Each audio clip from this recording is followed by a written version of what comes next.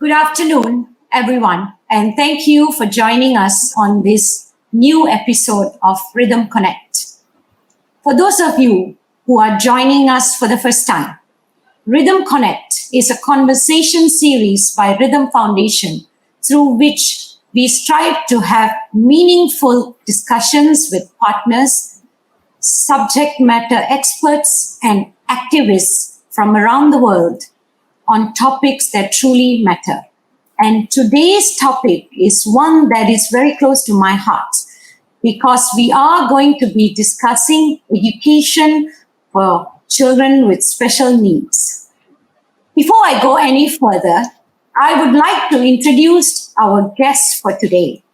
I am delighted to be joined by two veteran educators from Malaysia who are both passionate about inclusive education. First, let me introduce Dr. Donnie Adams, who is a senior lecturer from the Faculty of Education at University of Malaya. Dr. Donnie is actively involved in research and development work in the area of inclusive school leadership and school-wide reformation of inclusive education agenda in Malaysia. Dr. Donnie, thank you for joining us today. Thank you very much, Datin Sri. I'm really looking forward to the program today. Thank you. Thank you. Our second guest today is Associate Professor Dr. Hasnah Toran from the Faculty of Education, University Kebangsaan Malaysia. Dr. Hasnah lectures on autism, early intervention, and special education. She also started the Autism Learning Lab in UKM and is head researcher there. Dr. Hasnah Toran, welcome to Rhythm Connect. Thank you. Thank you for having me here. I am delighted to have both of you here today for this discussion because I know you both have excellent insights on this subject.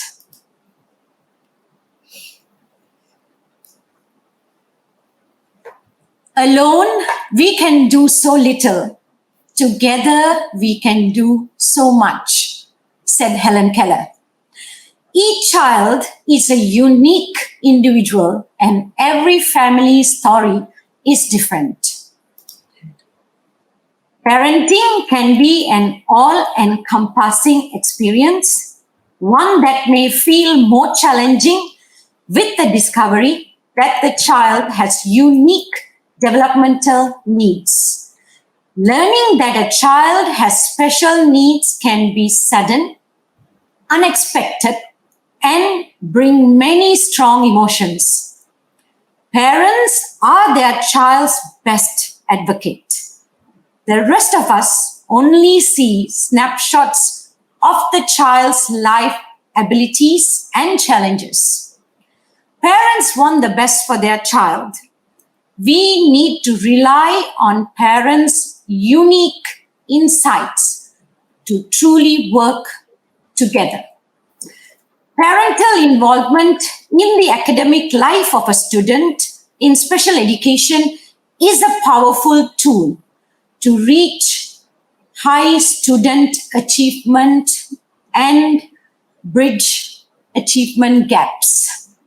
Student achievement, more educational success when families and school unite to motivate, educate, and reach socialized students with special needs. Parent-professional partnerships are necessary and important for optimizing child development.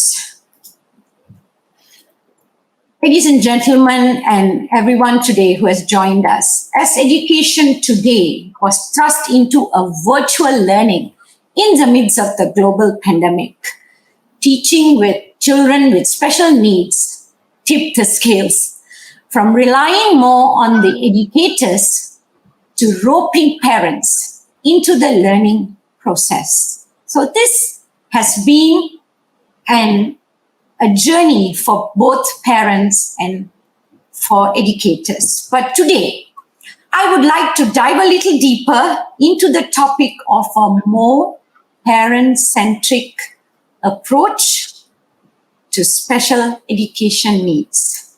And with that, I would like to start asking the first question to both Dr. Hasnah Toran and also to Dr. Donnie Adams. And please feel free to, let me know which questions that, you are comfortable to answer.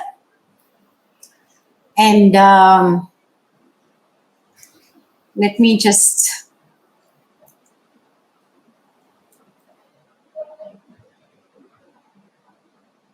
So, I would like to ask, what are some of the challenges or problems that can arise from a lack of alignment between parents and teachers, and how does this impact a child?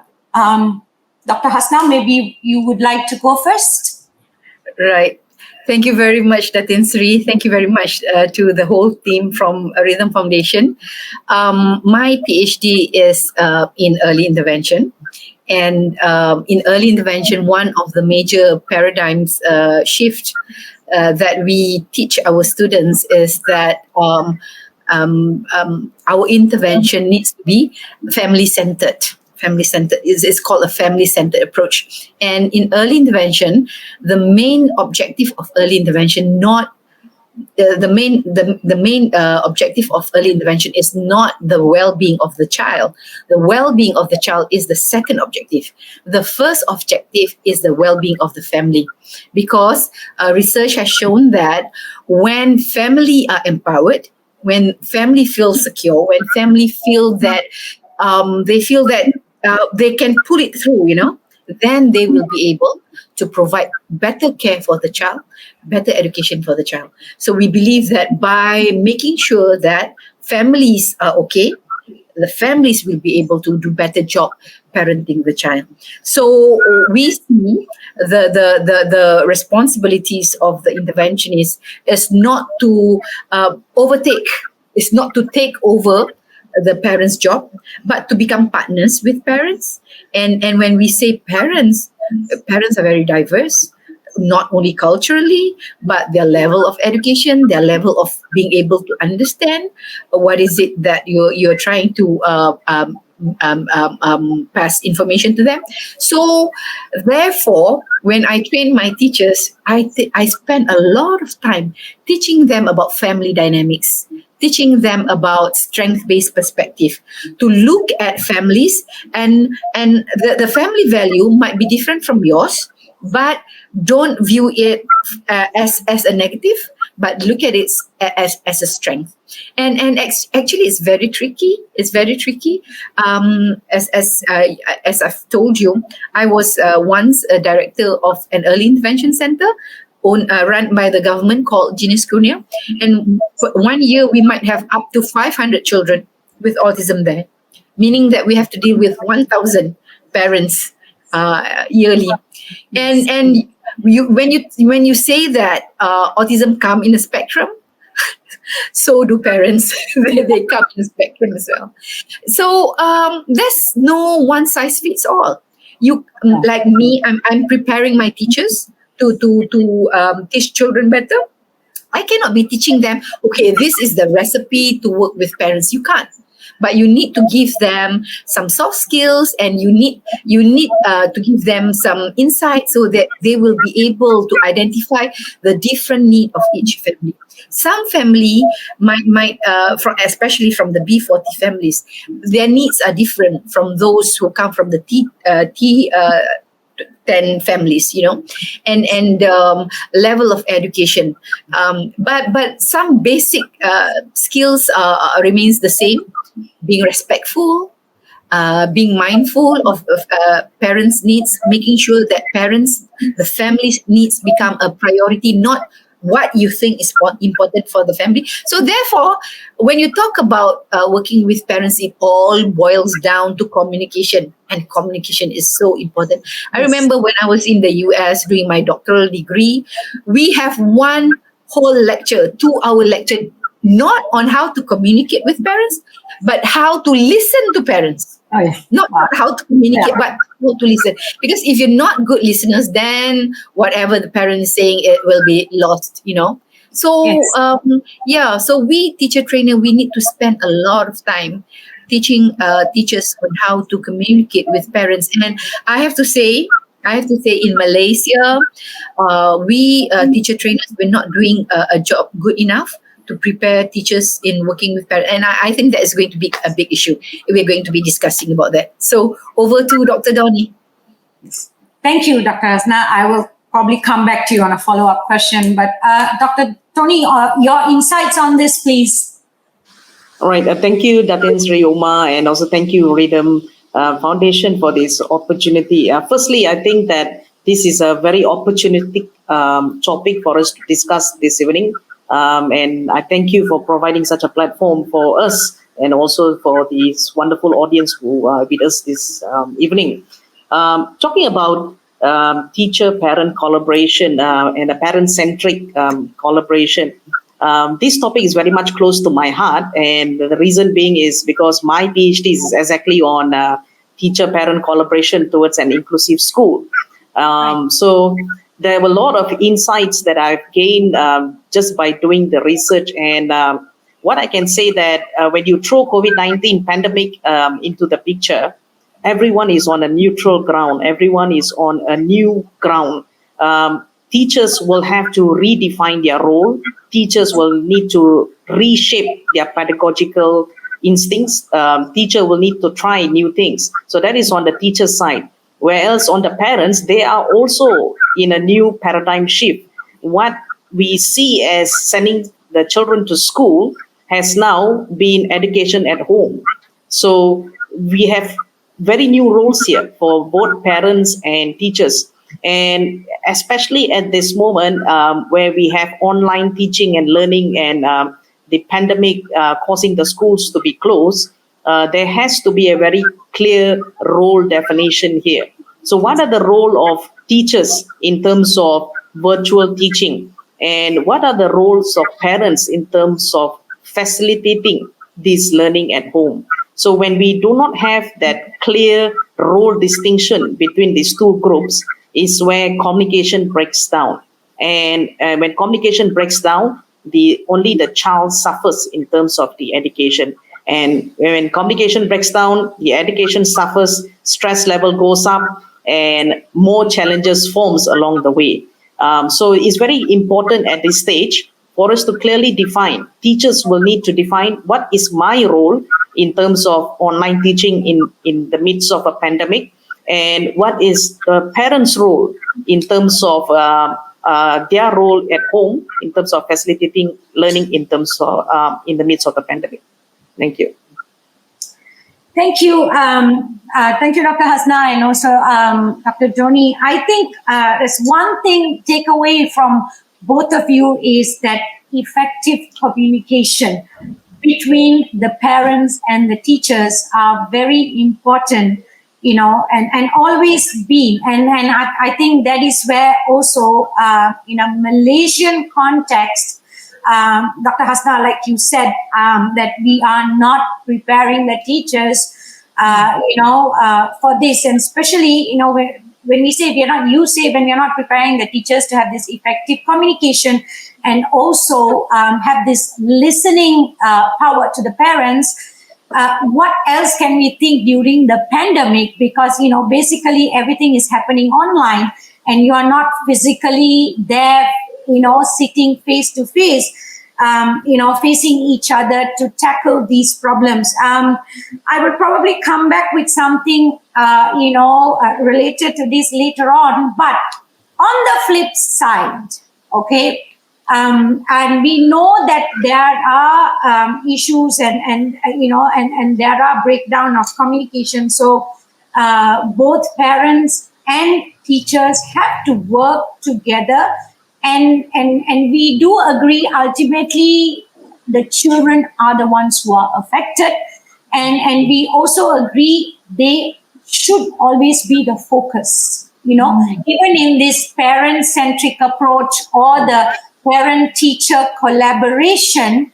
Ultimately it's a child-centric approach. That's kind of in the center of all this. So on the flip side, how does having parents and teachers work together in tandem or in sync benefit child with special needs? So we kind of talked about the lack of alignments. Now, when they come together, how can this be a powerful resource? Dr. Hasnah, please.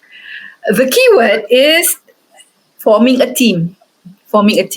And each parent and teacher need to understand that helping this child to grow is a big job, and it cannot be done by the teacher alone. It cannot be done by the parent alone, and it cannot be done if you work on separate pages. You need to get together.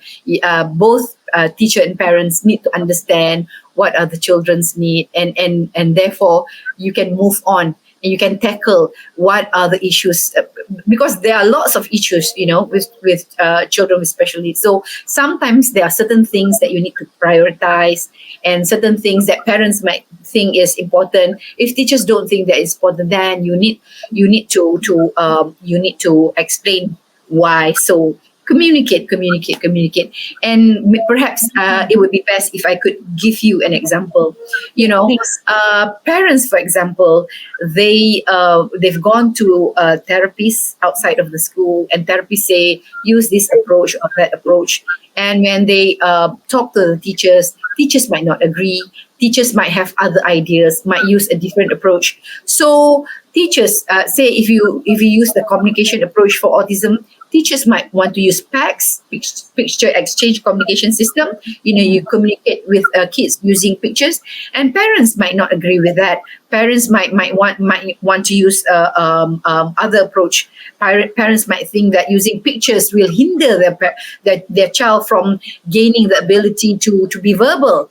So you have two parties here not working together, and you won't be surprised if you will find that the child's communication skill is not going to grow, because in school teacher is using a different method, and at home the child might be trying to communicate with pictures, but parents are not taking it, and there's so much of wasted effort if you don't work together.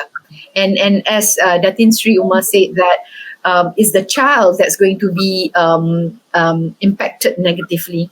And when parents and teachers work together, it can be so beautiful.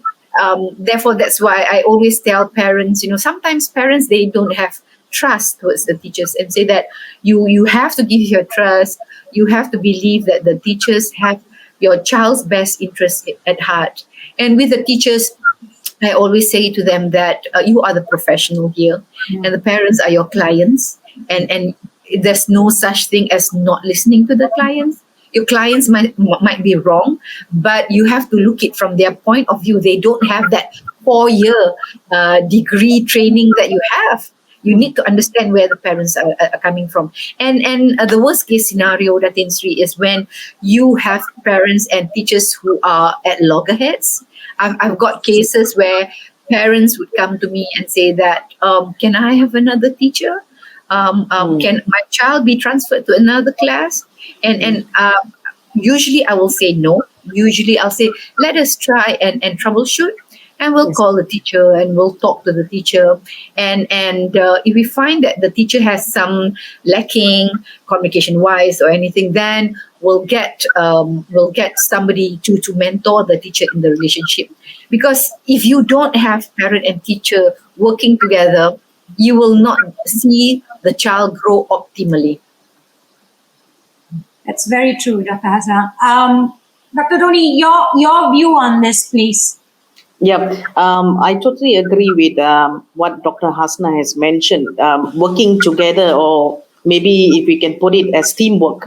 The way I see it is more of a teamwork, because parents both mother and father is a team, and the teachers are a team themselves. So it's a matter of us working in a team and working together. We cannot see teachers as a separate entity, parents as a separate entity. Both parties has to work hand in hand. They have to work together. And when we talk about working together, we must have a common objective and we must have a common goal. What are we working towards? What are we establishing? And what are we aiming for? And that aim and that goal has to be very much centered on the progress and the development of the child. And when we talk about collaboration as a unit, right, it is talking about reflecting on our practices. It's about exchanging knowledge. So parents can reflect about what are we doing in terms of helping our child at home. So are we fully just depending on the school in terms of education, or are we playing our part at home? And for the teachers, are we just seeing school as a place to gain education and send the child home and await them the next day for them to come? Or do we see there is more towards school? So there is more towards education just in school. Education can also be at home. And this is how parents can play their role at home. So there has to be, as what we have established earlier, a very firm communication, a very firm role. And when we have established communication, when we have established our role, is where we are able to work together towards the goal that we see is relevant for that child. I give you an example. Yeah, Yes, we have the IEP program. So when I did my research, surprisingly, the schools that I have gone to, they barely have the IEP program, the individualized education program. So this is quite a vital part in a child's development, especially those who are in the special needs education spectrum. You have the short-term goal, you have the long-term goal. So the IEP, the individualized education program, can be a common platform where parents and teachers could work together towards a short-term goal, towards a long-term goal. But when one party doesn't work towards that goal, or one party doesn't recognize a common platform, that is where the problem lies, and that's where the challenges comes in. Datin Sri, if I could jump in again, please. A very good example from my experience. Yes. Okay, so the child is 4 or 5 years old. We're doing toilet training for the child. Yes. And during the 2-hour early intervention program, we'll be teaching the child how to go to the bathroom. And the moment the child and the parent walk out from the early intervention classroom, the parents immediately put on the diapers on the child. And the child will be wearing diapers for the rest of the week until the next session of early intervention. So, I mean, definitely the child will take way longer to be toilet trained as opposed to other children whose parents are collaborating with the teachers in toilet training their child. That's a very easy example to share with the audience. Yeah. I think so. Yeah, please go ahead. And also, I mean, to also add in, especially during this pandemic, the teachers are actually very, very worried. And one of the reasons why they are very worried is because the curriculum of the special education is more towards self training, self-keeping. Is more towards training our children to be independent. And some of the syllabus can be very, very basic, as in how to put on the buttons of their shirt and how to clean themselves, how to go for toilet training. And the teachers are very worried in the sense that when all of this has been in place and when all the children has been taught these vital life skills in terms of even something basic as toilet training, and if this is not continued and practiced at home, when school eventually opens, these children is going to be back to square one. And instead of progressing and moving forward, we will have to rewind and teach back the basics. So this is why the teachers are very worried. So that's why there has to be some form of collaboration and working together. So whatever happens in school also happens at home. Agreed. So I think I heard from both of you from this question I asked is forming a very strong team, between parents and teachers. And also, I think from what I heard from Dr. Hasnah and also from you now, Dr. Donnie, is continuation of the therapy is very important. That is, whatever being done in school And, parents thinking, okay, this is only during the school, and in the sense that, okay, I don't have to continue this. They can come back the next day and continue. This is actually regression. It's not a progression, and I think this is something that parents have to understand, because the young children spend a lot of their more hours at home than they are in the school or in a special needs center environment. So when you are, when you want those implemented, therapies and all that interventions are, you want it ensuring that the instructions is occurring frequently and throughout the daily routine. So the only way to ensure is the continuation and, of course, the collaboration between parents and teachers. And also the collaboration gives parents an opportunity to reinforce skills taught in the classroom, and it not only helps promote positive behavior, but it also can help reduce challenging behaviors, So I actually saw this, one of these examples, because, when you all gave me the examples and I remember.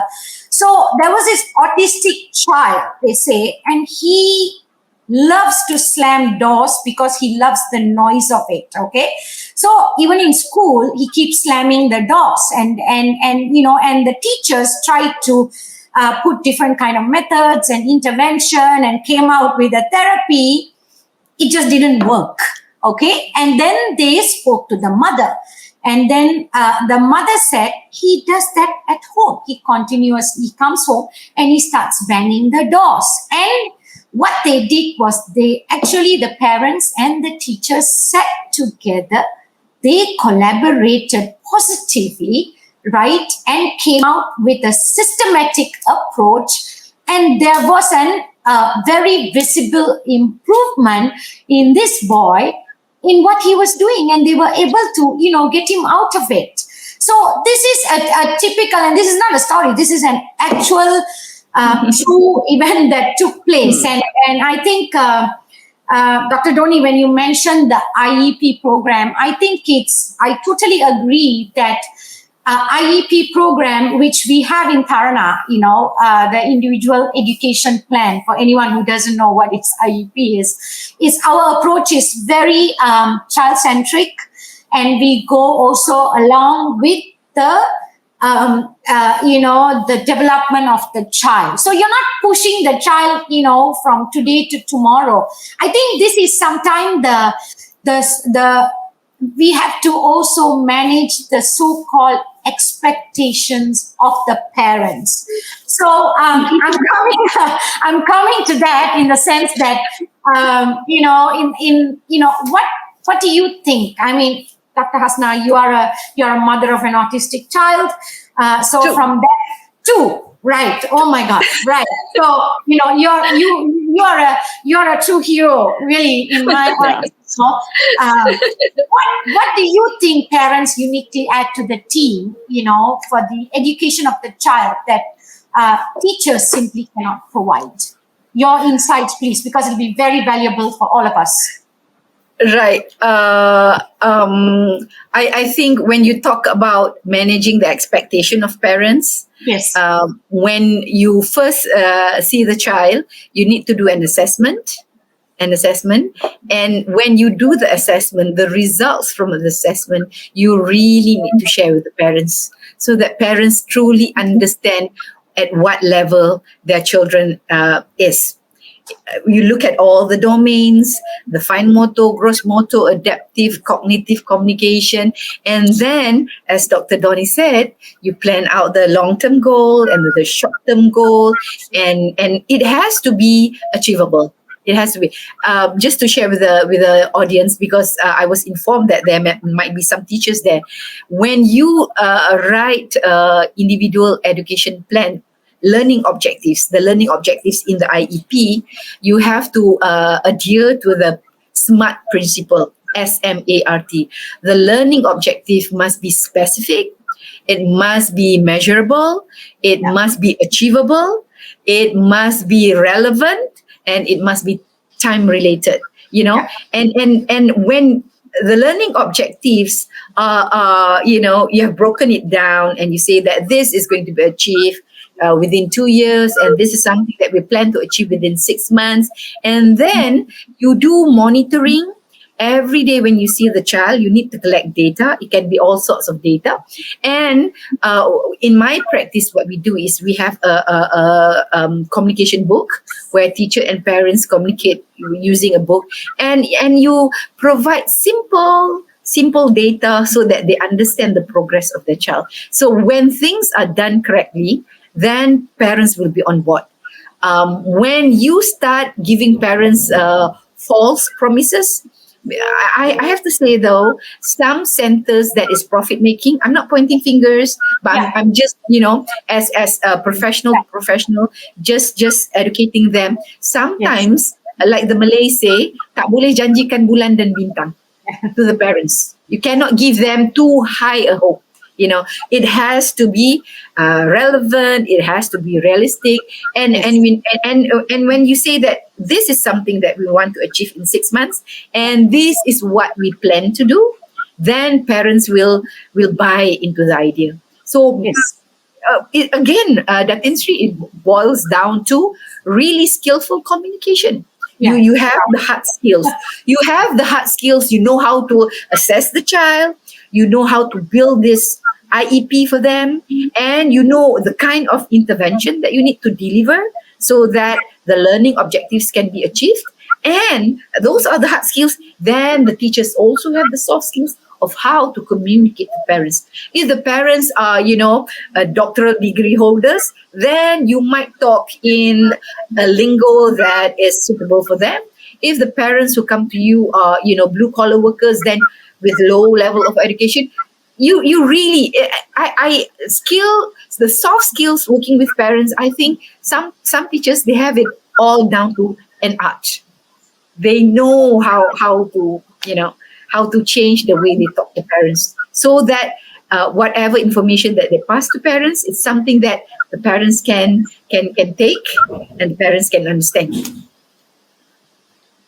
Thank you, Dr. Hasnah. I think every time you just kind of come back to a very, practical, approach. And at the same time, every single time I hear from you the word communication. So I think if that's not sticking to, if you have any parents and educators in the audience, if that's not glued, because that's already glued into my head.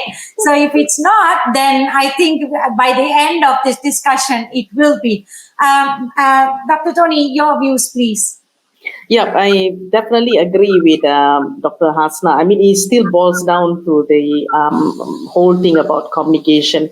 So communication is important, but I would like to add on, apart from communication, I feel that expectation is also important. What do teachers expect from parents, and what do parents expect from teachers? This has to be clear from day one. Otherwise, if you don't meet expectation, disappointment comes in. And when you are disappointed, anger comes in, distrust comes in.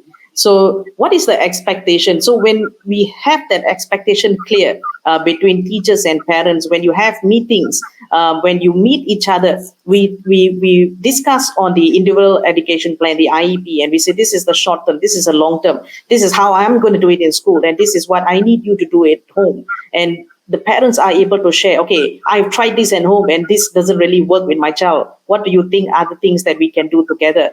This kind of dialogue and communication sets some sort of expectation. So if we can communicate all day, but when you don't have expectations, the communication leads to nowhere. So I would like to add that expectation has to be there complementing the communication. Otherwise, we can communicate all day and we will get nowhere. True.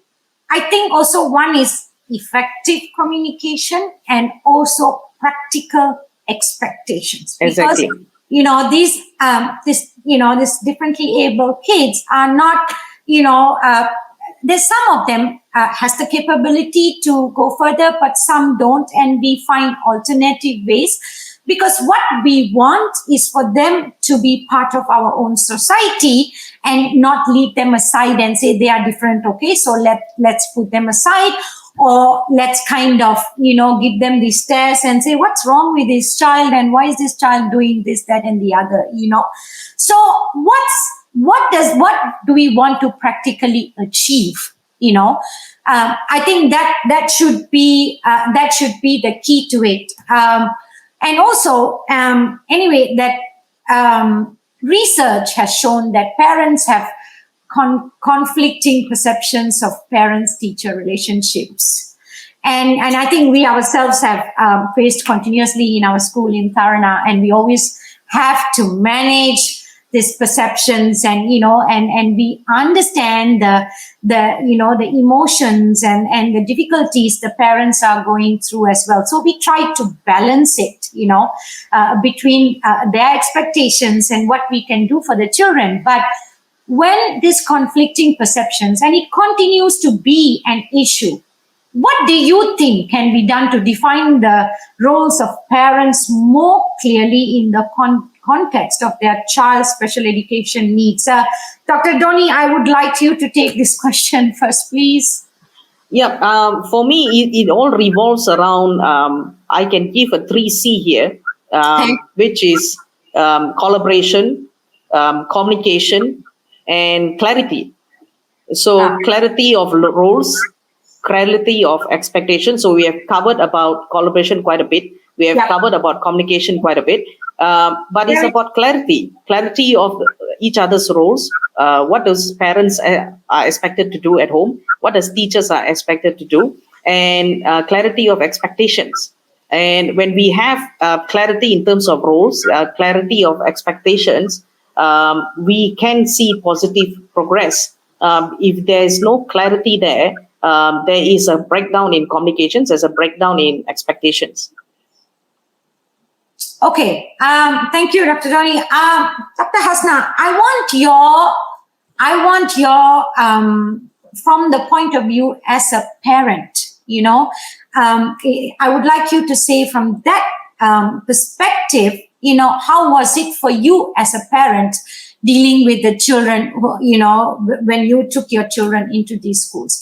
From that perspective, I would like to, because I'm sure a lot of parents here are there and they would like to hear your personal experience. You're muted. Dr. Hasnah, you're muted. Sorry. I think in terms of my two boys, we have been very lucky, because we know that in Malaysia it's really difficult to find schools, to find centers who are good at educating our children and who are good at, providing a safe, secure place for them emotionally to grow. And I don't know what I've done. I've been lucky with both of my sons, and we've somehow stumbled upon very good schools. My eldest son has lower functioning autism, so he was in a center that focuses on helping young men with autism to do vocational training like cooking and gardening, and cleaning the house and going shopping for groceries.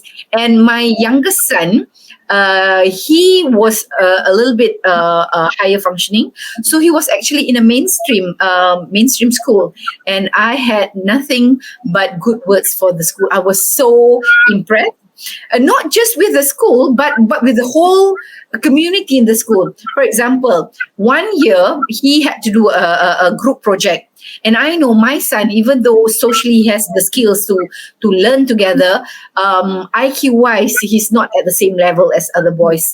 So when I sent my son to the friend's house to work on their project, I was like, oh, what's going to happen? And the mother came out and said, don't worry, they can do some water play. It's not going to be all study. So in a way, he was cushioned because there was 4 or 5 of them. The next year, it was a partner project, and I was like, oh my gosh, I bet the partner will have to do most of the work, because I know my son academically is not able to carry his weight.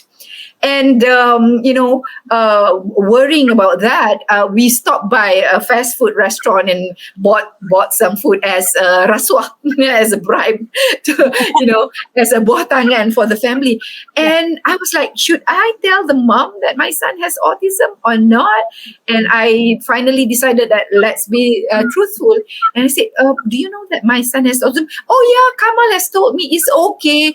Kamal is nearly done with the project, and Abdullah can just come in and help Kamal to do coloring. And I think the school has gone beyond preparing their teachers, they've gone beyond that, and this inclusive school that Dr. Donnie is talking about is a reality in the school that Abdullah there. So I don't think I'm able to give good example to Datin Sri's question, because I have nothing but positive experience with both my youngest son's schools and my eldest son's center.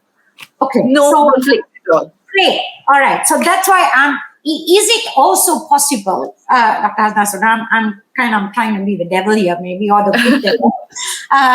Is it also possible because, your approach and acceptance to having a special child, all right, was on a positive front and, rather than on a negative front. Mm-hmm. So that everything that you did was to make sure no matter what, you wanted to give him a life that was worth living.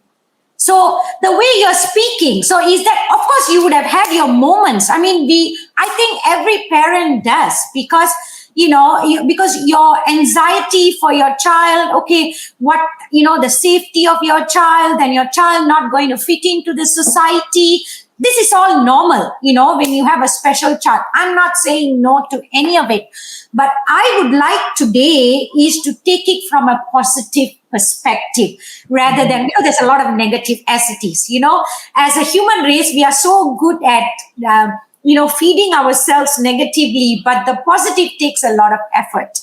So I'm coming from that perspective. So is that a possibility, Dr. Hasnah? Because your outlook towards your son's growth was very positive, because that's what the vibes are getting from you.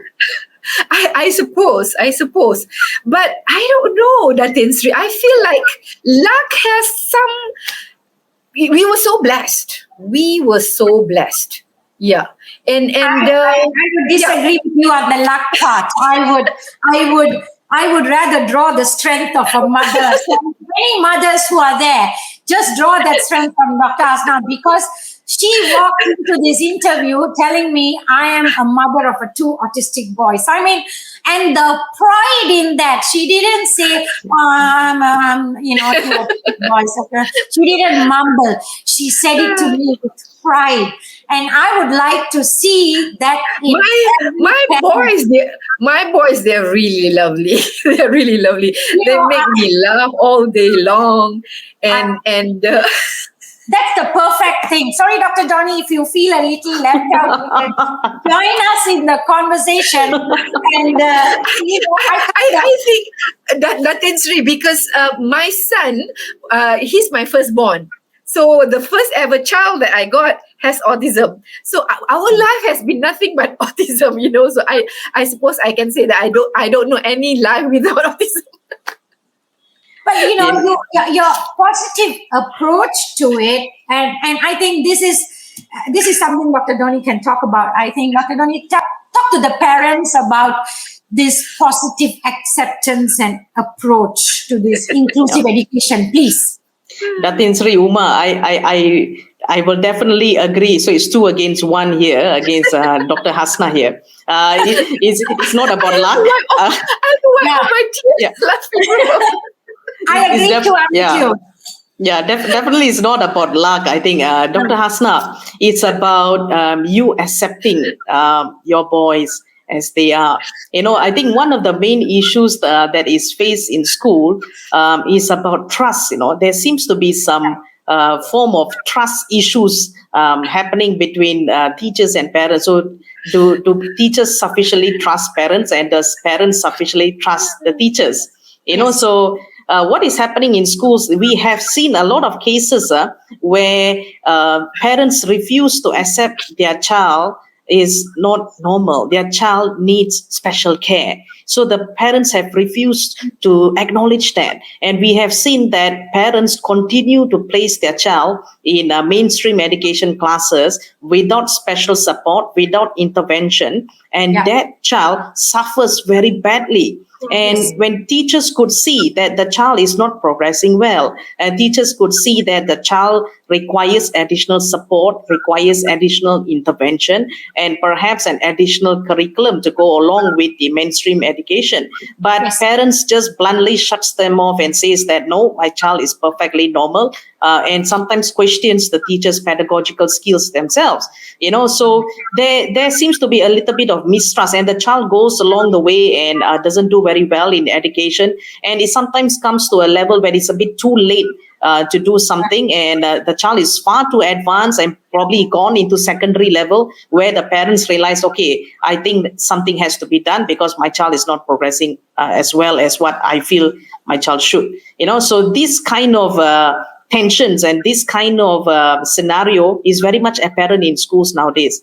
So when teachers, they are skillful in terms of teaching in classrooms, and they are able to see which child is progressing and not. And it's in the teachers' concern is in the teachers' welfare to make sure that all children learn and progress. No teacher wants to see a child fail. No teacher wants to see a child flop. It's only in the pride of a child's success that the teacher knows their role and motivates them to continue in their career. But when a parents force it and say that, no, I feel my child is normal, there's nothing wrong, and you have got it totally wrong, that is where trust issue comes in. So we should work on the trust. Parents should try and learn to build that trust with the teachers, and that can only happen through communication and collaboration. And teachers will also have to build that trust with parents, and that can only happen through communication and collaboration as well. And I would like to jump in here and say that I just wish that we have educational psychologists on site in school. I agree. Yeah. I agree. I also think this. I also feel that because we are talking about the collaboration and the parents not accepting, but it also comes from the early intervention as well. When you see your child is acting different, behaving differently, it takes a long time for parents to say that I need to take my child to a child psychologist and assess. And I always tell parents that please don't get your children into medication, please, because don't make that, because that is not going to change anything. When you put in them, what they need is the intervention. What they need is the therapy. What they need is these collaborations in school and an effective communication and involvement in the growth of the child and not the medications. So, because that is what going to help the child. Because sometimes when you take them to the doctors because they give them medicine, it's easy to slow down the hyper child. And the child really goes into a cocoon and then it's regression again and you are unable to get that child out. So where do the, necessary therapies like, speech, occupational, clinical, etc. fit into the ecosystem of children with special education needs? Because, sometimes parents come and, of course, again, the trust issue that in not having the communication, then they come and say, no, I want one-to-one communicate. I want one-to-one speech therapy. Don't put my child with the peers. But sometimes the teachers think the peer learning is more effective, So how does, all this, these therapies and stuff fit into the ecosystem? Dr. Hasnah?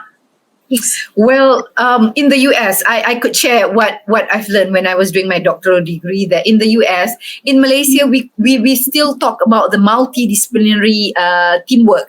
But in the US, they have moved towards transdisciplinary approach. Transdisciplinary approach means, a school might have, they don't have a speech therapy in a school, but they have a speech therapy for the district. They might have a few speech therapists. They might have a few OTs, occupational therapists, educational psychologists. And these professionals, they are itinerant professionals, meaning they move from school to school. Maybe on Monday, they go to school A, Tuesday, they go to school B. And what they do is that they will do their own assessment of the child, identify what are the children's needs, and then they will train the teachers. They will support the teachers on how to embed the therapy in daily activities in the classroom. Because the occupational therapist might be in the classroom for just a couple of hours before they have to go to a different school. So the occupational therapists or the speech therapists have excellent teamwork with a classroom teacher and also with the teacher aides in the classroom. And what they do is that, you need to do this kind of therapy for the child, and you can do this during PE, you can do this during music lesson, can do this during maths. And it's quite unfair. I think the special education scenario in Malaysia, you have special education teachers, and sometimes you have 8 to 12 children with special needs in your classroom. And if the special ed teacher is lucky, there will be one teacher aide helping her.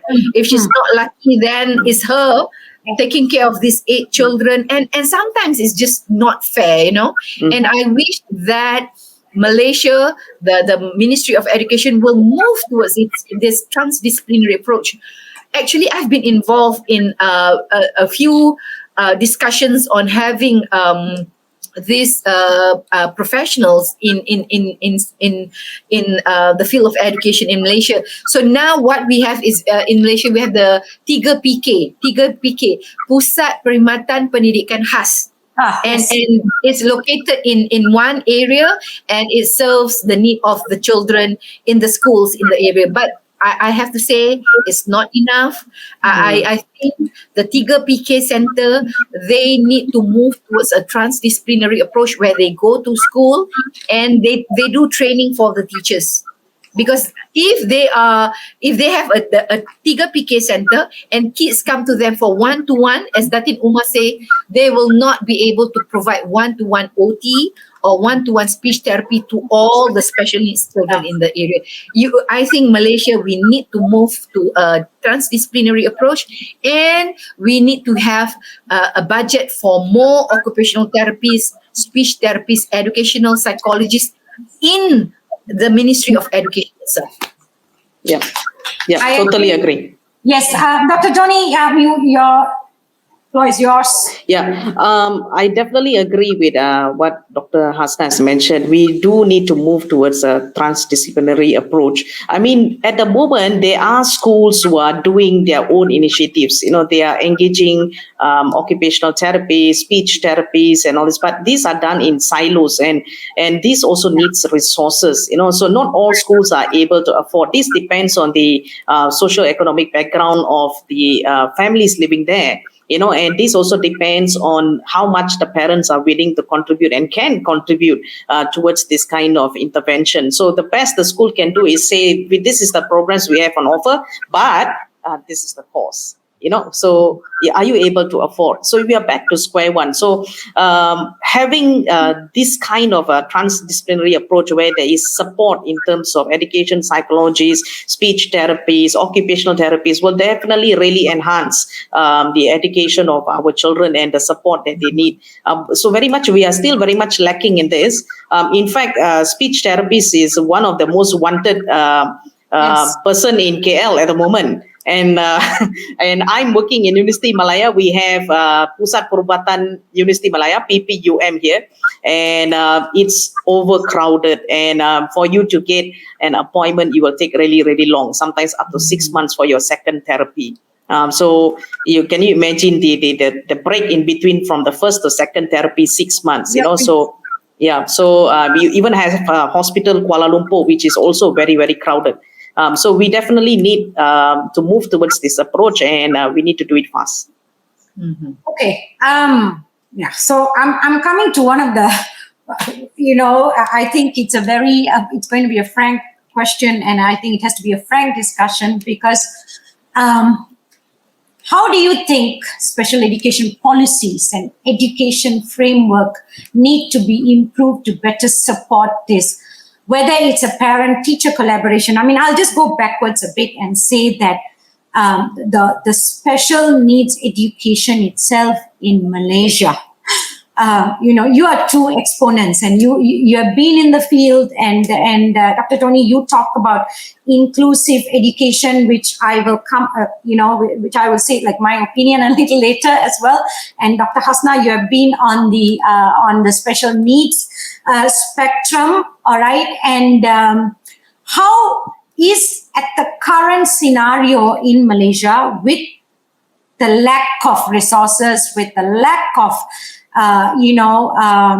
teachers per se, and with the growing need to for special children, and the special children are falling through the cracks, okay, and we see all this. I mean, these are all the realities, and despite having a framework and whatever in our Ministry of Education under special needs department, despite all that, we don't have a centralized system that we can tap into, and therefore, like Dr. Donnie said, there are a lot of centers and so-called schools, and even the public schools or whatever are doing things in silos, what they want, how they want, okay? Because there is not a central body that is strong enough. That might be there, but that's not strong enough to govern it. So your views, and what do we need to do now? I don't want to talk about Malaysia doing it in 10 years, because we have growing number of special needs children. What does Malaysia need to do today, Dr. Hasnah? Oh no, Dr. Donnie needs to go first. He's the policy guy. Go ahead. Dr. Donnie, you are on the slaughter table now. Please. Okay. Voice yours. In Malaysia, we have the Malaysian Education Blueprint, and this is between 2013 to 2025. Yes. And one of the aims in the Malaysian Education Blueprint is to have at least 75% of students with special needs in inclusive classrooms. All right. But in reality, we are just 4 years down the road. I mean, we are already in December. Next year is already 2022. And we are 3 years down to fulfilling that aspiration. And from what I can see and what I hear, we are far from achieving that aim. So instead of, I think that we have come to a phase where we can no longer just rely on the ministry. Ministry is there, yes, they are important, but we cannot and surely cannot just rely on them. We have been doing that for many, many years, and we can see that we are progressing, but slowly. So we need to do something. We need to get professionals on board. We need to work with NGOs. The school needs to look at what are the immediate societies within their group. Who are the professionals in the schools? Do they have... Dr. Donnie, if I can interrupt you, you're saying that top-down is not working? No, I won't say that is... no. To be honest with you, top-down is working really, really well here. We are in a very highly centralized education system. In fact, our education system is one of the most centralized in the world. So we are doing very well in top-down. But in terms of resources, we are not doing very well here. So we have the structure there. We have the who's going to make decisions and who's going to implement. We have all that in place, but we do not have the resources to do that. So if you say, okay, ministry, give me OT, ministry, give me speech therapists, it's not going to happen, because we've been asking that. And we are not getting that, because why? There is no resources, or there is limited budget. So we cannot just rely on the ministry. It's time to extend and see what do we have within the school community. Are there professionals within the parents, and can these professionals play a part? We have the Parent-Teacher Association. So who is in this association, and what can this Parent-Teacher Association do in the school? Do we have the professionals in there, and can they come up with this kind of a support system and do it as a charity base? So for example, you might have a speech therapy or an occupational therapist as a business. Someone is running a business there, but that person might be a parent. can that person extend that services to that school and offer maybe a discounted rate or maybe a free? So we need to look into what resources do we have among the community, and the school leaders very much play a role, because the school leaders know who is their community and who is involved in there, and they have to tap the resources, and we have to move away, and we cannot just rely on the ministry. We have to go beyond that from now. That is my point of view. Interesting take. Dr. Hasnah, what's yours? So I have 2 points here. Number one is the importance of honesty. Actually, I think as a community, we are not being honest on how bad the situation for special education is. And I'm saying that as a mother of 2 young men with autism who have gone through the system via the private school sector, not the government school sector. Okay, right. So way back in the 90s, my professor was invited by the Ministry of Welfare, Singapore, to talk about the importance of early intervention. And my professor said, Hasnah, come along with me. Let's see what's happening in Singapore. And I could see that they were very honest. They are very sincere in setting up early intervention in Singapore. And after that visit, that professional visit to Singapore, I've seen that the nation have progressed in leaps and bounds in providing early intervention, special education. I would dare say that in Southeast Asia, Singapore is way ahead in providing good education for children with disabilities. And I think what they've done was that they were honest. They invited specialists from abroad, and the specialists told them, the experts told them, this is what you need to do. And they earnestly, put things in plan and execute the plan. But in Malaysia, we have, sweeping things under the carpet. And when we go to meetings, the report is all rosy. And as a mother, I know it's not true. So I'm just hoping for some honesty. That's number one. And I think number two, I agree with what Dr. Donnie said.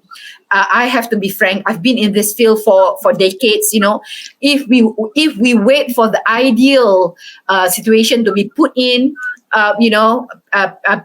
it's not going to happen.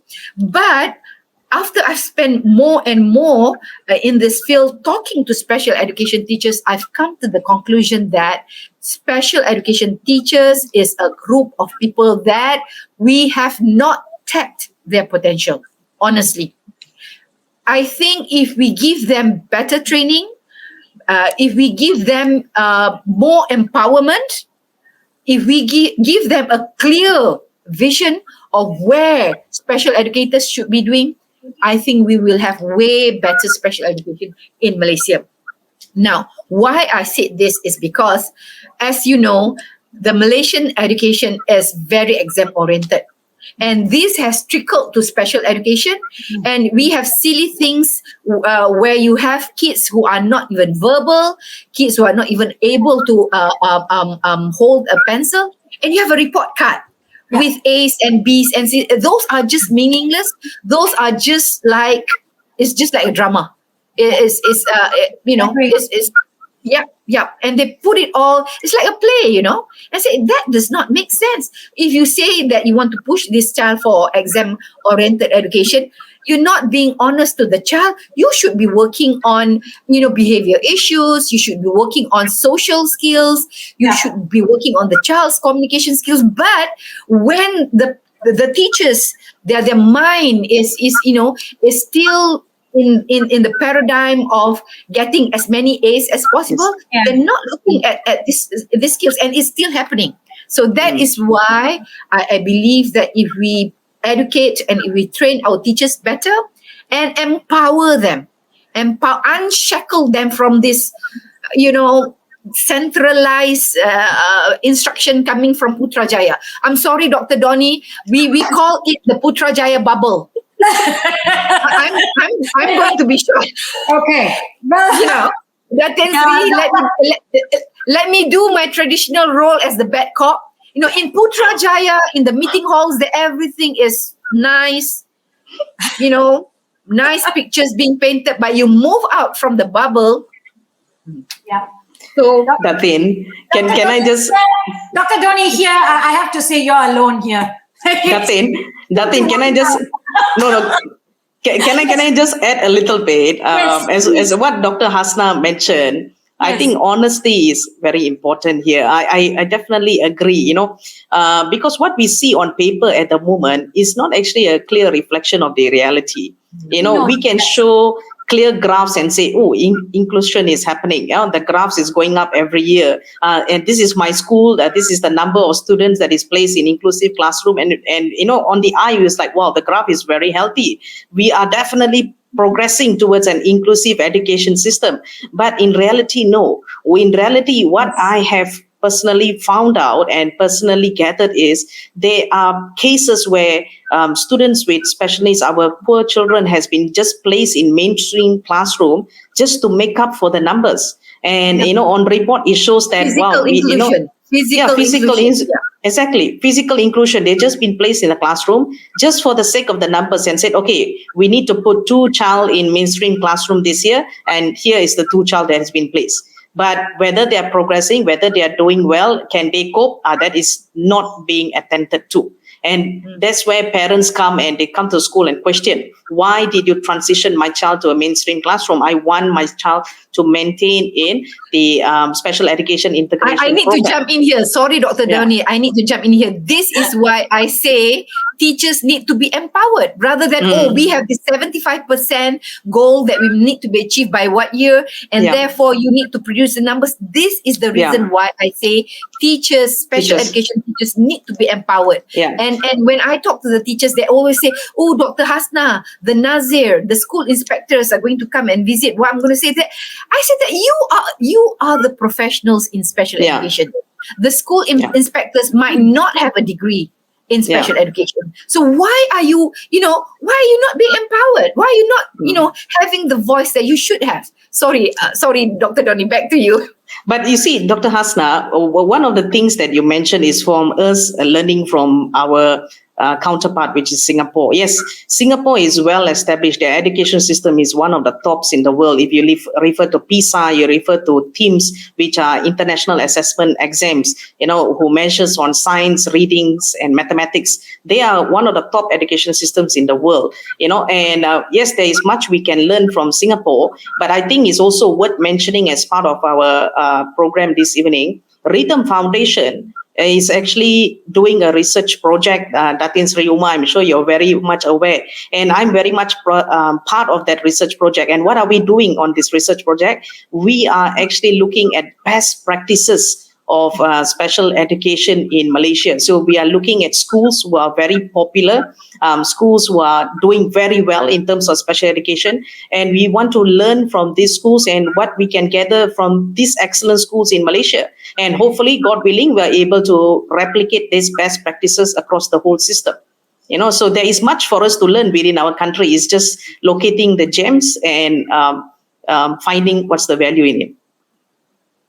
I think great discussion. I think that I have great takeaways from here in the sense effective communication basically for special needs is important, and the collaboration between the parents and teachers are about understanding and being child-centric instead of whether it's, giving importance to the parents or the teachers.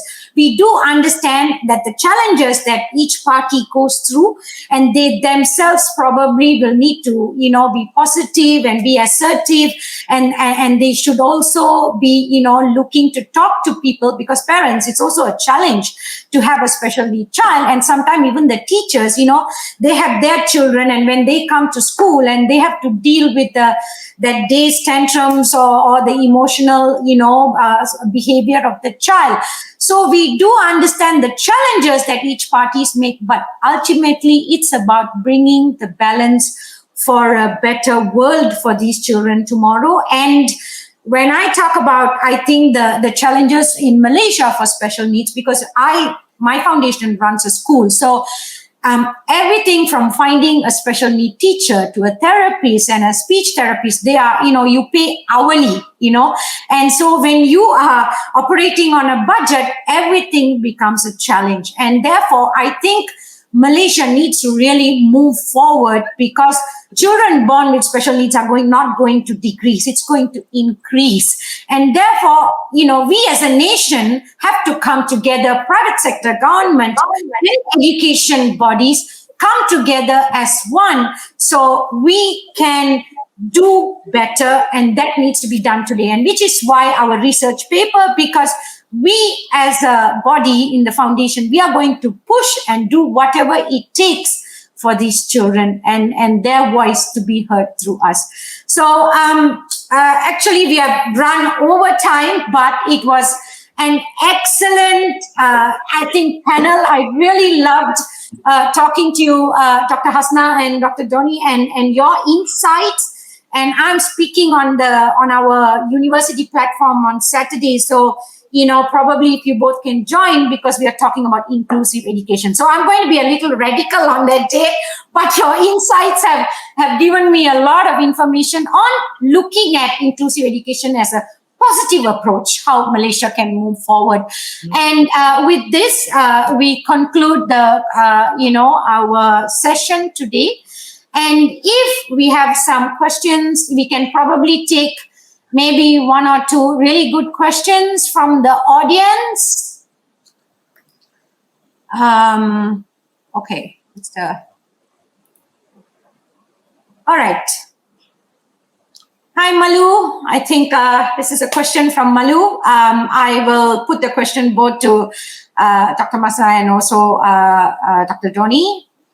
A very much needed discussion. Parents definitely play a major role in the development of their special child, and more often, they are also the main caregivers. My question is, how do we prepare the siblings of a special child that look at caring for their special siblings as their future or even lifetime responsibility? That's a good question, Malu. Thank you so much. Dr. Hasnah? I have 3 kids. The eldest and the youngest have autism, and they're both boys. And the middle child is a girl, 20-year-old. So I always say that my daughter is sandwiched by 2 brothers who have autism. So I understand the burden that she's facing. At the top of my head, there are 2 things that we can do as we provide care for our children. We always need to make sure that the sibling who is typically developing is not being left out. So my daughter, we make sure that once in a while, perhaps once a week, we have time just with her, without the brothers. So we go and have ice cream with her, or we have a quiet talk with her, just to make sure, because there's so much attention on the boys, the boys' school, the boys' therapies, this and that. And I am proud to say that my daughter has grown to be a very sensitive, a very caring, a very loving person. I remember at the age of 3, she was 3, and my eldest one at that time was 7 or 8. And this 3-year-old girl was taking care of the 8-year-old brother who has severe autism. She was like, okay, you need to sit down. You need to listen to mommy, and I try as much as possible to make sure that she has time to be herself, rather than always to be carers of 2 brothers. And as for the future, honestly, this is my personal take on it. I think that it's unfair to tell your child that, hey, this is your future lifelong responsibility. Because it was, although I laugh a lot, I smile a lot, taking care of 2 sons with autism was really a heavy responsibility. And I don't want my daughter to face what I'm facing right now. So I was telling Datin Sri Umayal and Dr. Donnie about my project for the future, to set up an independent living center. So a group of parents, 14 of us, bought a piece of land, and we're going to build an independent living center. And we're hoping that our young men with autism will have a place of their own, and maybe in the weekend, if the siblings want to come and visit him or take him home for family time. But I think personally it's not fair to expect the sibling to shoulder this responsibility. And if you don't have the means to set up a center, an independent living center, the best thing that you can do is to make sure that your child with disability grow up to at least be independent, to be able to take care of himself, so that if you have no choice but for him to live with siblings, then he will not be such a big burden on the siblings, that the siblings don't have to pay for a live-in help to take care of him, you know. So parents still have to do their responsibility to make sure as much as possible that your children with disabilities, they are independent, they're productive, and they're happy. So these are our target. So thank you. Well said, Dr. Hasnah. Thank you. Dr. Donnie, would you like to say something? Yeah, I would just like to add on to what Dr. Hasnah has said. The whole idea is for us to prepare our kids to be independent and for them to be able to care for themselves.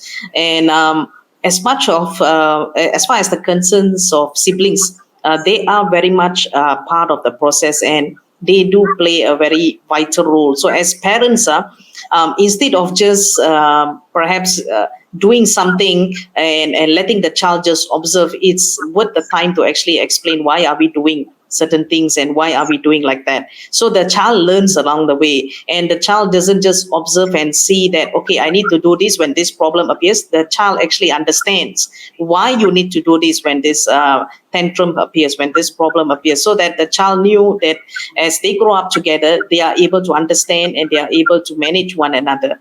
So this is my point of view, that the education for the siblings is also equally important, and we do need to share with them why we do certain things and why is it effective and why certain things are not effective. So they learn along the way, and not just learn about caring, they learn about how to care and understand their siblings better.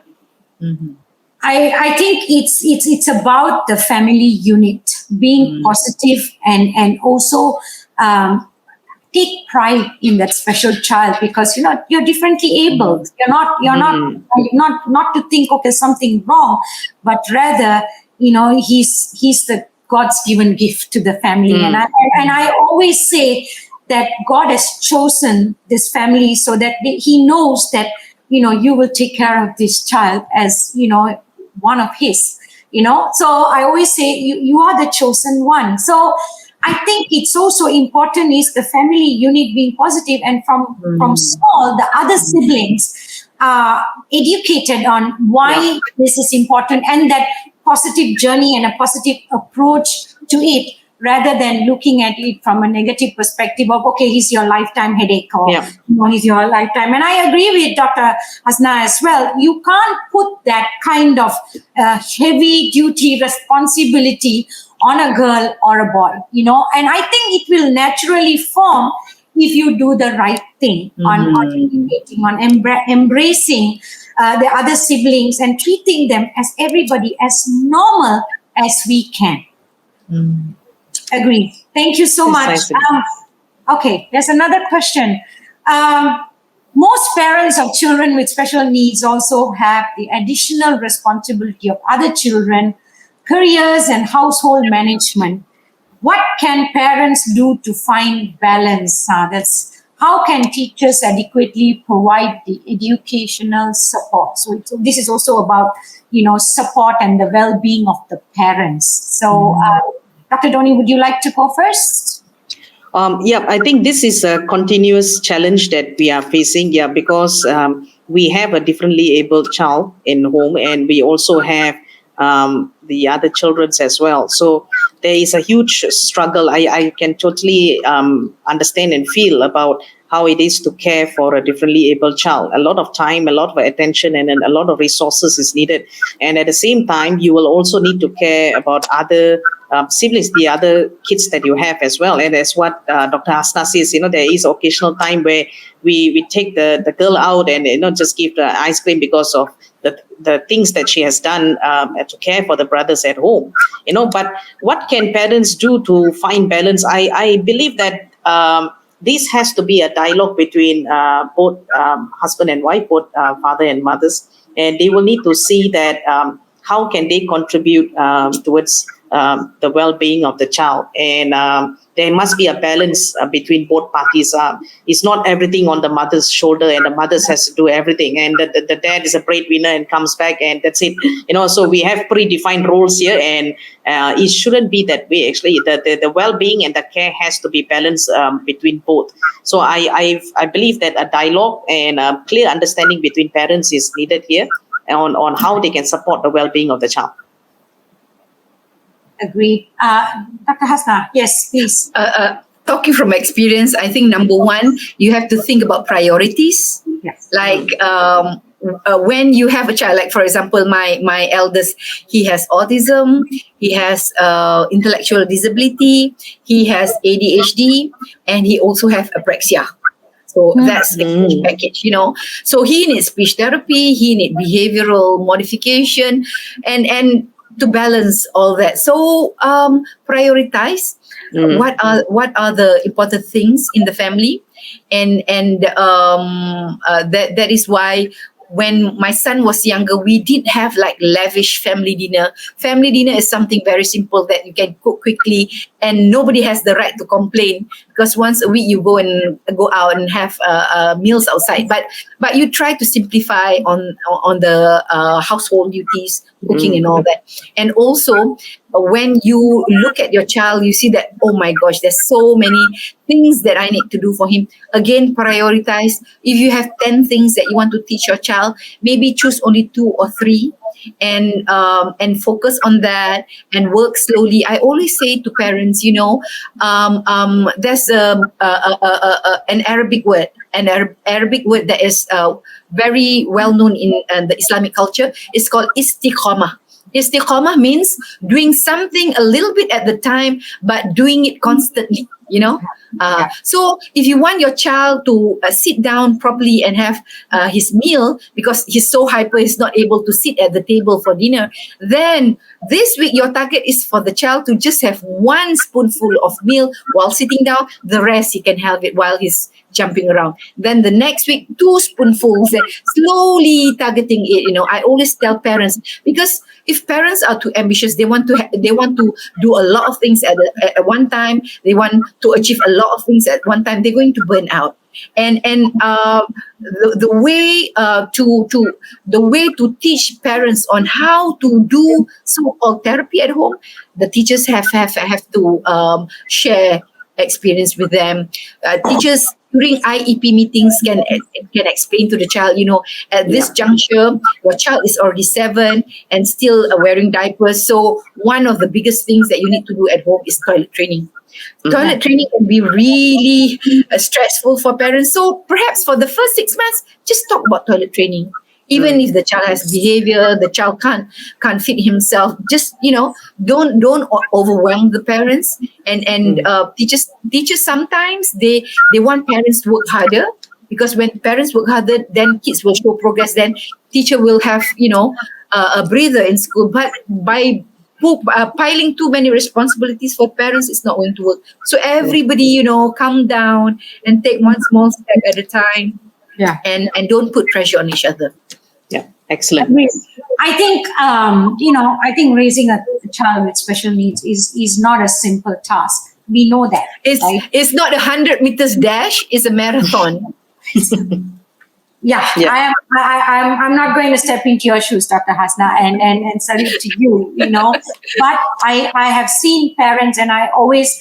I do empathize with them, but at the same time, not in a negative way, but, in a positive way, because end of the day, you are your child's role model, and at the same time, the first thing that you have to do is when you have a special child, acceptance. So we're not asking you to get up and say, oh, it's all right, it's fine, I'm okay, I have a special child. Take your time, it's okay. But also mix with, or talk to people who are going to give you the positive assurance, and don't go to people and talk about who's going to give you negative assurance. And also parents with also with special need children. So you can give assurance to each other, and you have to build your own self-confidence, focus on the big picture, because, in the sense that, yeah, it's baby steps, but on the bigger picture of, okay, your child is already here, right? You can't do anything about it, right? And then he or she is a special need child. How do I positively deal? So that the only word that has to be in your mind, is it that positive way? And also, build a healthy life and also a positive approach. And you have to take time for yourself, and sometimes you say, like Dr. Donnie said, when it's very important, it's father and mother, because it's naturally the mother instincts, and the mother always takes the bigger role. And if she's a working mother or something, and I know parents, who have basically, the mother has taken that role and the responsibility. And today the children are in their 30s, and she feels like she was left out in her journey of life, And she says, okay, my other children have gone forward, and then, my husband has had his life. What did I do? That shouldn't come. It shouldn't come, because you have been given, you've taken that responsibility and the task of bringing up this child, and you should feel pride and that you have done something wonderful. But unfortunately, this comes into play, and the mother tends to go into a depression, or gets into that cocoon. So I think it's very much a positive approach and assurance, and also mixing with people who will give you that positive thoughts is very, very important. Datin Sri Uma, can I just add in about your point about mixing people who have the same journey, have the same thoughts, right? Please. So it's quite important for us to mix with people who gives us positive affirmation or positive encouragement. I think that one of the biggest challenge that is facing our parents is, when I have problem, who do I ask? Who do I consult? Right? So my child is behaving in this way. So who do I ask? If I go for centers out there, I need to pay something which I can't afford. Teachers perhaps will only tell me what's happening within the school. So who do I ask for support? And I think one of the things that we can suggest to our parents who are struggling in this area is there are a lot of support groups, especially on Facebook.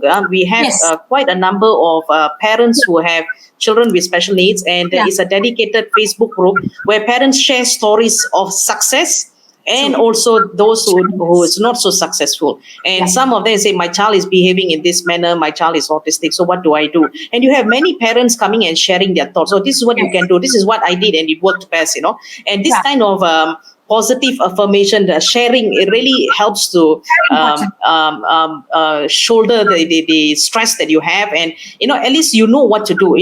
Sometimes the biggest struggle that we have is not knowing what to do, and when not knowing what to do, you increase in stress and your struggle goes up multiple. But when you know what to do, you can somehow try to manage that. So look for Facebook support groups, look for parent support groups, and that can help you along the journey of helping your child along the way. Yeah, I totally agree with you, Dr. Donnie. I think if they are struggling, they have to look way outwards and reach out for help, because if kind of they go inwards and they lock themselves, then they feel like they can't even breathe, so they go into an area and they can't even come out of it, and then that's not good, because you are the parent and your all your children need you. So I would say the same thing, Dr. Donnie, because I myself is in a lot of forums in the on Facebook for special educators, just so that I can educate myself, what's happening out there, and how Malaysia is progressing or not progressing, and what we can do in order for me to equip myself and learn, because we have a school and I want to do much more in this area of special education. So and I would tell the parents that reach out, because there's a lot, I agree with you, there's a lot of forums on Facebook. And also, Datin Uma, in schools we have the Parent Teacher Association. There's a lot more that they can do as well. They can get all the parents with special needs children together in one group, have activities together, and have dialogues and forums like what we are doing now, and exchange and say that, okay, my child is having this, my child is doing this, what can I do? You can have a very productive forum within the Parent Teacher Association in school. So I feel that there is a huge potential in parent-teacher association in school, but unfortunately, we are not maximizing the impact. No. We are not maximizing the potential of the parent-teacher association. Yeah, And even schools that do, more often than not, is just within a community that talks about education as in general, talks about activities in school. But how about special education needs? You can form a community within a community and help all parents with special education needs in that school. And, you can bounce off ideas, dialogue, and learn from one another. I totally agree. I think that's a good insight. Even I think in Tarana as well, we are actually trying to, get the parents and the teachers to work together and do a lot more, because when the parents come and ask us about, do you have a safe space somewhere, my child can, transit from here, from Tarana to I said, why don't you go and do your research? Why don't you find out as well, with your own initiative, because you are again, the best role model, the best advocate of your child. There's nothing that's better than a parent, So then we put back that responsibility on them and say, you will know the best for your child. So go out there. So sometimes these interactions have to continuously go on in order to empower the parents as well, because sometimes they are also lost. They are like, if I can do it, okay, because they think that the education center is the professional entity. So they think know the best, but we don't. We are also in this journey with you. So this collaboration, this parent-centric approach to look at the child as the center of everything and their development as the most crucial thing to say, to make them very much part of who we are, is our journey. And this is what, we all endeavor to do. And with that, I think our time has come to an end, or we have kind of gone past it. But are we going to have any more questions? Oh, there's one more. Yes. Okay. There's actually a very, there's a lot of people logged on, and there's very interesting questions and conversations going on. You can't see it, and I can see it going on here. A lot of them are saying that good insights and good information that, both of you have given, and they are thanking both of you, and they are saying this kind of platforms are necessary, because they can learn from it, like parents or teachers, how to change our attitudes and kind of how to make things better. And with that, the question is how to handle a child who's very slow in study and people are setting comparison with students who are good in studies. Oh my God, this is the cultural thing. Dr. Hasnah, you first, please. I think this is an ASEAN problem. So, it is. I remember at one time we had a visiting. We meaning we in UKM. We had a visiting scholar from Scandinavia, from Norway or Sweden, if I'm not mistaken, from Scandinavia, and we took her on school visit. And we drove into the parking lot, and you know how they have murals on the school walls, and the murals says that be the best, beat the rest. And she was so like, why do you have those kind of, why do you have those kind of slogans on your school? Why do you're telling your kids to beat each other? Why can't you grow together? And I want to share with you a story. My daughter, because we were doing, I did my doctoral degree in the US. She grew up from the age of 3 to 4 in the US. And when she came back, she had to start her year 1 in primary school in Malaysia. So we know the difference in the school system. We were quite nervous. We know that in Malaysia it's all about how many A's you can get, how much better you are than the rest. So she was in school for a few months, and they had their mid-year exam or something like that. And we were so worried. And so we picked her up from school, and we wanted to ask her about the exam. Not that whether we want to know whether she did it well, just how she took it, whether it was stressful for her. So we didn't know what to ask her. So I just started, okay, Hanin, what did you do in school today? We know that she had exams, both session, and what did you do in school today? Oh, we answered questions. Oh, okay. So how was it? What question? Oh, it was on English. well, she was in the US for 4 years. We expected that not to be an issue. So how do I ask her to say whether she could do it or not? So I just asked her, so did you finish your exercises? So did you finish your exercises? Meaning, did you answer all the questions? And much to our surprise, she said, no. It was like, my God, this is English, not Bahasa Melayu, If she couldn't answer it Bahasa Melayu paper, we understand. She was in the US for 4 years, but this is English paper. She said, no. And then my husband and I were looking at each other and said that, why not? And she said that, there was a boy sitting next to me and he couldn't do his exercises, so I helped him. So she spent her test time helping friends to answer, and the concept of test totally went out the window. She really didn't understand. Yeah, so that's American education. And I said, okay. So slowly she will need to know how much exam-oriented we are. And Abdullah went through the same thing. Abdullah, the developmental pediatrician, say that his IQ is slightly lower than his friends, but socially he could fit into a mainstream education. So we decided to send him to mainstream education, and we thought, and it was a very good education, because the first year his language grew, because he also had apraxia, verbal apraxia, but during the first 2 years his language just simply blew up. But when things get rather academic, he knew that he couldn't do it.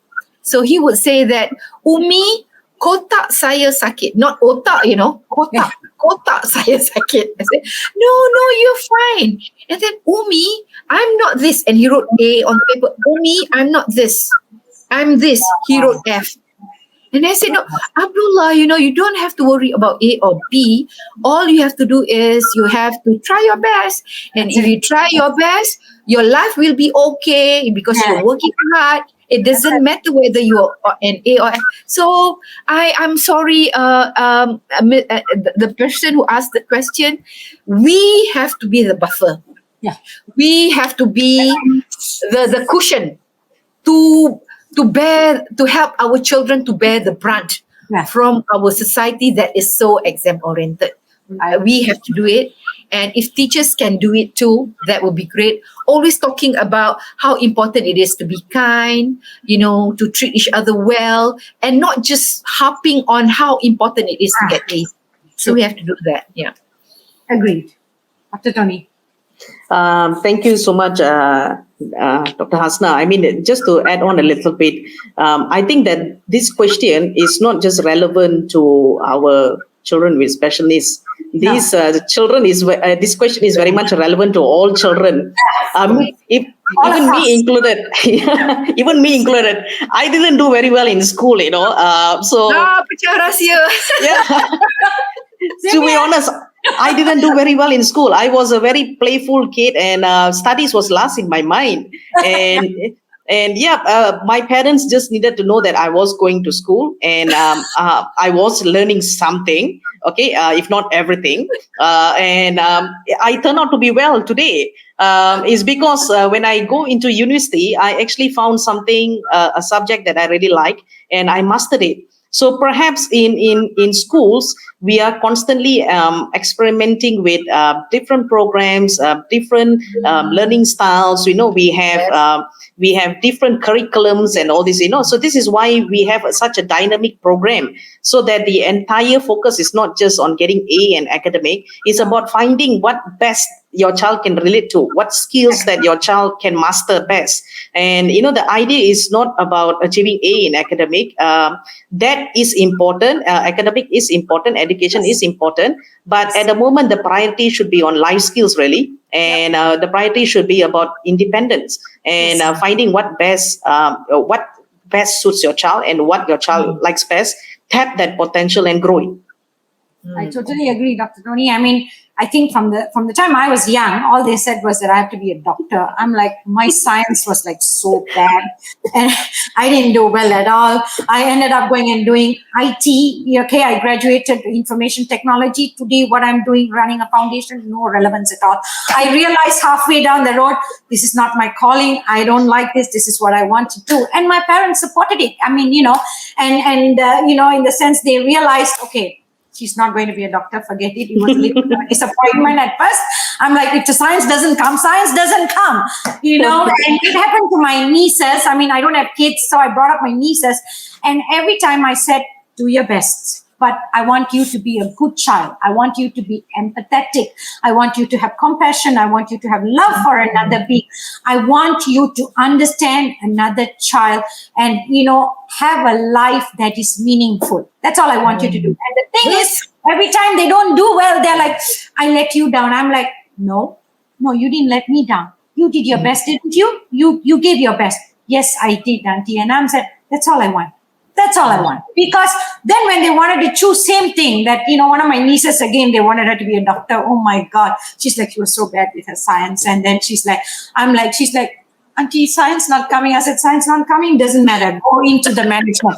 Whatever you like. So I made them choose their subjects. I made them choose where they want to go. I made them choose the university that they want to go. So today they are confident young girls, and they speak their heart out. They will do, what they want to do. At the same time, like when my birthday came, they basically bought with their money saved, they bought a small a rice cooker, and gave it to Tharana for the vocational skills, because they said, so sweet. Instead of giving me a gift, they said, we know you like us giving something, and then so they went and bought with their money and gave. I mean, I'm like, that's all you want. So teach your child love, teach your child to be empathetic and compassion. Like you said, Dr. Donnie, education, yes, it's important, but that's not be all and end all. Let's not chase the money. Let's chase life. Money will come. Yeah. So that's my take on it. Thank you so much. Thank you. Thank you. I think any other questions? I think all right.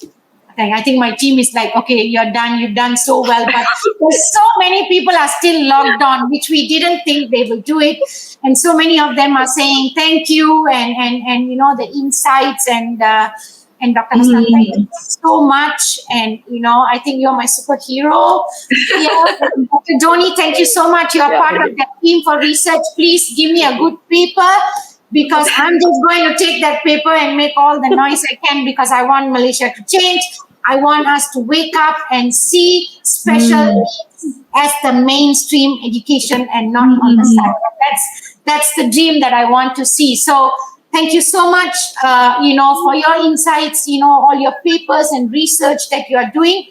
Keep up your good work. And I think we will keep talking and discussing on different topics for special needs to come, so that people can understand, people can absorb, be the sponge, and they can basically take all this and actually go and practice at home or at school or, in any sort of environment. And this has been a real educational journey for me today as well. And thank you so much.